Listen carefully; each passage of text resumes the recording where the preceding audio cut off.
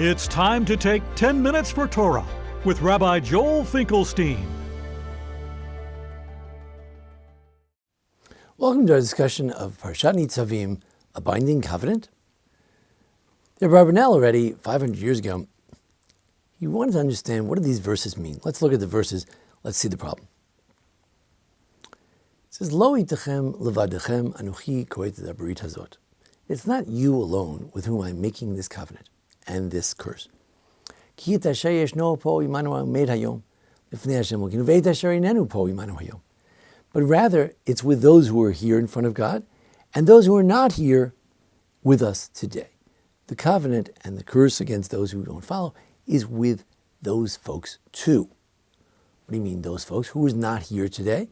So the classic interpretation is all generations coming forward. A good proof to that is later on, talks about the later generation. V'amar Dor Acharon talks about later generations. So indeed, this is talking about all generations are bound by the moment of Sinai.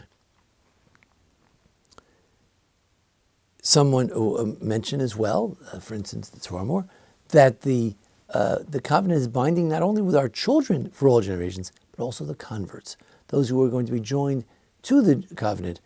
They are also bound by the oath, by the curse, and by the blessings, by the covenant of God at the very outset. However, there's a problem. The Barbanel, Don Yitzchak Barbanel from Spain, Portugal, and Italy. So he's very bothered by this. And apparently it's part of a polemic he was dealing with in Spain. The Christians were attacking the Jews and saying, what do you mean? How can the covenant be binding with all generations? They're not there. What's the problem? If I make a deal with another party, is that deal binding on all generations after me? If I make a deal that, look, I owe him $500 and he has to mow my lawn 5 times a week, is that deal binding on all children and all generations forevermore? Why is it binding on them? So in fact, Shadal, a modern professor type of a rabbi in Italy, about over 100 years ago, he said, no, it's not talking about the children. It's talking about people who weren't there. Even if you're not here right now at this covenant, you had to go to the bathroom. You didn't feel well that day during Nitzavim Hayom Kulchem. Everyone's there. Well, even if someone happens not to be here right this minute, the covenant's with them too. Other commentaries from that period, 19th century, said, "Come on, Shadal, are you kidding? The Torah's going to make a whole big deal about a couple of people who couldn't make it that day? Doesn't make any sense." So Barbanel deals with all the different possibilities. Number one, he says, the classic rabbinic answer is all in the Fashot, that all souls were there that day. That not only the people who were there that day, but the soul, your soul, my soul, all the souls of all the Jews, and all the Jews, all the people, the Gentiles who were going to become Jews, all those souls were there that day. And when they accepted the covenant, not only did they accept it, their children, the souls accepted it too. The problem is covenants are not generally made with souls. The covenant's with people who have both body and soul. To say that the covenant was made with people who are out of an out-of-body experience of they're out of their souls and they're, as a pure soul they're going to make a covenant, that's a little bit strange. Second possibility. We know there were 600,000 people there. Maybe those 600,000 reflect all the possible permutations of what a human being is. One of them gets angry, one of them is very jolly, one of them is very intellectual, one of them is very silly. And whatever permutation of human being that you can find, they were there. So if we made a covenant with those 600,000 souls, the rest of us are just reruns of those 600,000 souls. Again, he doesn't find it appealing. He says, what do you mean? There are a lot of different types of people. There's an infinite number of people. You are not me, I am not you. What are you talking about? The third possibility is based on the idea in the Talmud of we had recently in the Daf Yomi and Kiddushin, Zachin la'adam shelo b'fanav. If you're doing a favor for someone, you can do it for them even when they're not there. If doing mitzvos is good, yes, there are a lot of punishments, but overall, Rotza Kodesh Baruch Hu Zakos Yisrael, as Rabbi Hanani ben Akasha said at the end of Makos, God wanted to help the Jews. That's why he gave us so many mitzvos. Having a lot of mitzvos, this covenant is not a bad deal. We get punished so much for breaking it. No, it's a great deal because there's so many opportunities to do mitzvot. There's so many things we have, so much guidance we have of how to live a good life, how to get into Gan Eden, how to live a meritorious life. So it is a good deal. Oh, a good deal. A good deal you can make for someone in their absence. If someone told me, Joel, I want to tell you something. Yesterday I bought a lottery ticket for you and you won. So, I know I'd like to have it for myself, but I told everybody that I bought it for you as a special gift. And I was going to give it to you yesterday, but it turned out they announced the winner and you won. So here it is. So he can't say, no.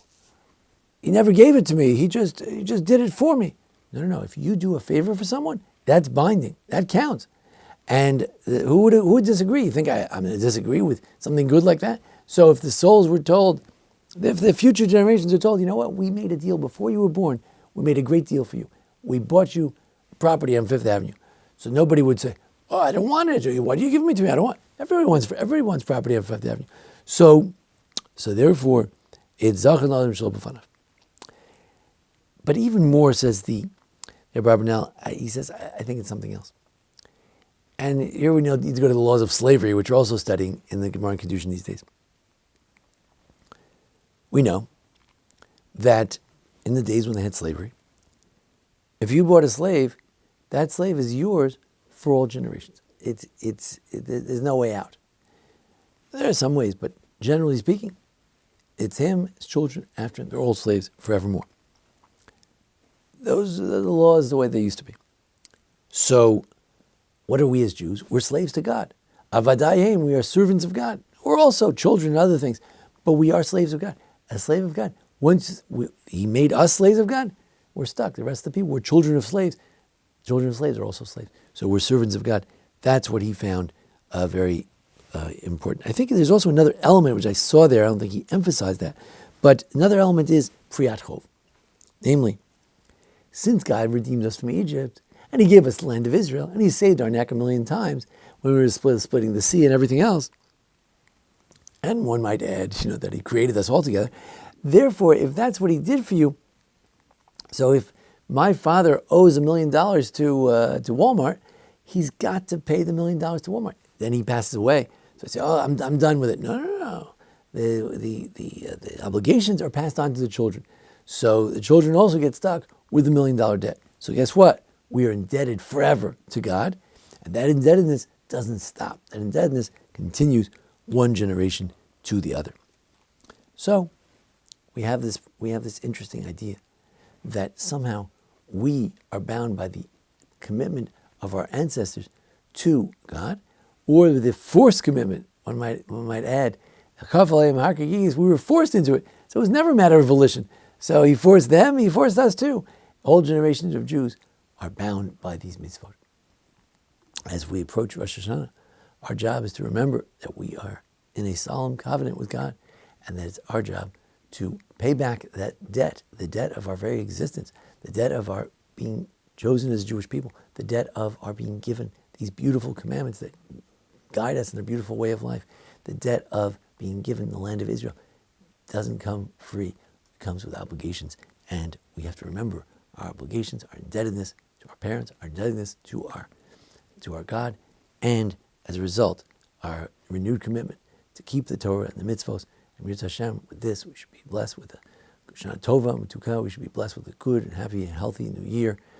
I wish everyone a Ketiva v'Chatima Tova, that should be inscribed and sealed in the book of life. Thank you for joining us here today. Thanks to our sponsors, Dr. Joe and Cindy Weinstein. Also thanks to Jason Lefkowitz, our producers. Thank you. This has been 10 Minutes for Torah with Rabbi Joel Finkelstein.